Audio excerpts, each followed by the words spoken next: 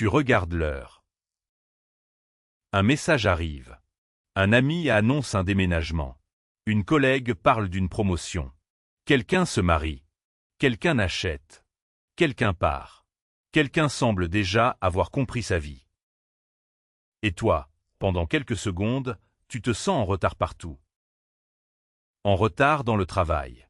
En retard dans l'amour. En retard dans l'argent. En retard dans le corps. Parfois même en retard dans ta propre maturité. Le plus étrange, c'est qu'il n'y a pas toujours une catastrophe réelle. Tu avances. Tu tiens. Tu fais ta vie. Mais quelque chose en toi lit quand même la scène comme si tu perdais une course. Le problème, ce n'est pas seulement qu'il y a du temps qui passe. Le problème, c'est qu'il existe aussi une horloge sociale. Une horloge qui dit qu'à tel âge il faudrait déjà avoir trouvé, construit, stabilisé, prouvé.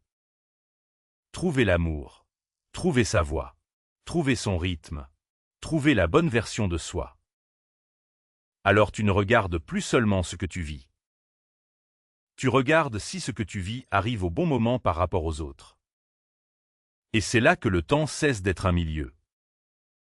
Il devient un tribunal. Au début, la pression vient de dehors. Une conversation, une photo, un dîner, une réunion, une phrase banale sur où tu en es. Mais à force, le dehors entre dedans. Tu n'as même plus besoin qu'on te compare. Tu te compares tout seul. Tu peux vivre une semaine normale et la sentir ratée.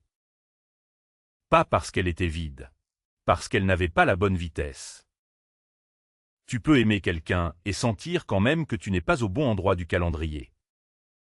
Tu peux travailler sérieusement et avoir l'impression que ta vie reste en dessous parce qu'elle ne produit pas encore les signes visibles du bon moment. À partir de là, tu ne cours plus seulement après un désir. Tu cours parfois pour ne pas être celui qui a l'air en retard.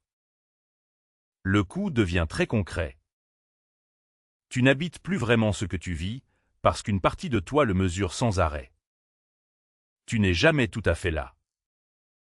Un moment heureux est déjà comparé. Un repos ressemble à une perte. Une hésitation ressemble à une faute. Un détour ressemble à un déclassement. Alors la vie se tend. Le travail devient plus nerveux. Le couple devient plus inquiet. Le corps devient plus surveillé. Le quotidien devient plus honteux. On ne souffre pas seulement par manque de temps. On souffre aussi quand chaque étape de la vie semble devoir rendre des comptes à une cadence qu'on n'a pas choisie. La sortie, ce n'est pas de mépriser ceux qui avancent vite. Ce n'est pas non plus faire semblant que le temps n'existe pas. La sortie, c'est de repérer la part sociale du retard. De se demander, qu'est-ce qui manque vraiment? Et qu'est-ce qui me fait seulement honte parce que je regarde ma vie avec une horloge empruntée? Parfois, reprendre sa mesure, ce n'est pas ralentir partout. C'est arrêter de traiter chaque décalage comme une preuve d'échec. C'est sortir d'une fidélité muette à un calendrier qui te demande sans cesse si tu es déjà assez loin. Parce qu'au fond, tu n'es pas toujours malheureux parce que ta vie est en retard. Tu es parfois malheureux parce qu'on t'a appris à vivre le temps comme une comparaison. Et tant que cette horloge parle en toi, même une vie réelle peut te sembler en faute. Ton retard n'est pas toujours réel.